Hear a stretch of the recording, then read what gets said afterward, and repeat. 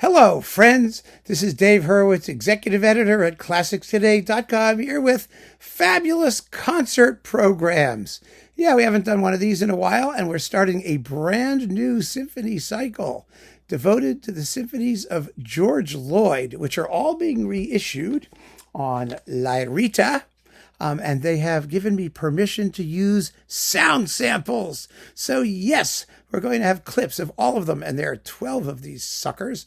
There are also orchestral suites and concertos and other things, which may also appear in future versions of this program or in other reviews or other things, because they've given me permission. I'm so excited and grateful. So, fabulous concert program number 140.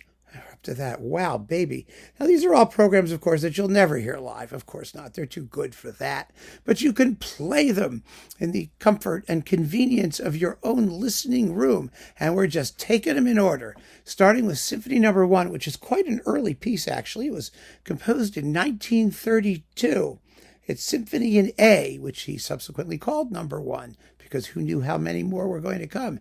In the 1930s, Lloyd fancied himself an opera composer, actually, and was on his way to a career doing that. But he tossed off this lovely symphony, and so I have framed a program around it. Now, George Lloyd's first symphony is in 3-ish movements, but actually they're all played together. So it's a one-movement symphony in 3 sections. And so I thought, let's do a program of one-movement things, whatever they are.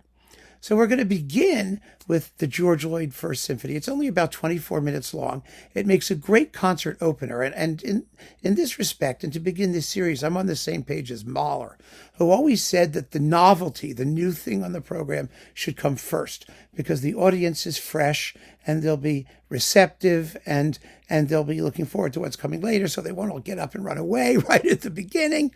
I mean, there's nothing to run away from with George Lloyd, because his style is traditional. That is, his handling of the orchestra and general sound is modern, relatively modern anyway. I mean, you wouldn't mistake it for an earlier epoch, but he was a vocally oriented composer who wrote tunes, and some really fabulous tunes, even early on in his career. For example, I'm going to play for you the main theme of the slow movement, which fortunately comes back at the end of the symphony after a fugue-like thing. We'll get to that in a second. But let's just listen to this absolutely wonderfully beautiful melody, which was really quite characteristic of his lyrical music, from his first symphony, the slow movement. Oh, by the way, it's played by, let's see, who is it? It's the BBC Philharmonic, actually, conducted by none other. No, this is the Albany Symphony, pardon me. He conducted his series. This is all conducted by George Lloyd himself, with the BBC Philharmonic and the Albany Symphony. This is the Albany Symphony. Yes, it is. In the main theme of the slow movement. Oh, this is so lovely.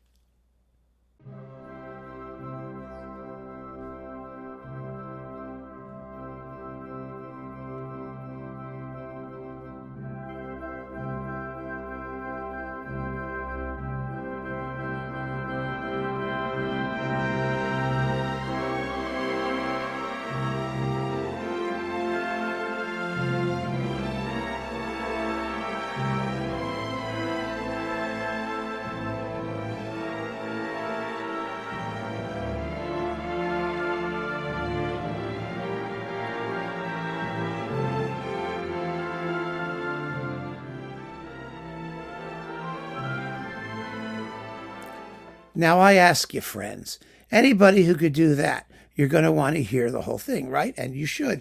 The first symphony is actually formally quite interesting. It begins with a theme and a set of variations, followed by this wonderful slow movement, and then a fugue thing, which is based on the theme of the variations, and an extended finale that brings the whole thing home in a satisfyingly dazzling way. And like I said, it's all over in about 24 minutes. So after the first symphony, we're going to do another one-movement thing. Florence Price, who's getting a lot of play now, the African-American lady composer, who really wrote some first-class music. She really did. And she wrote a piano concerto. It's called Piano Concerto in One Movement.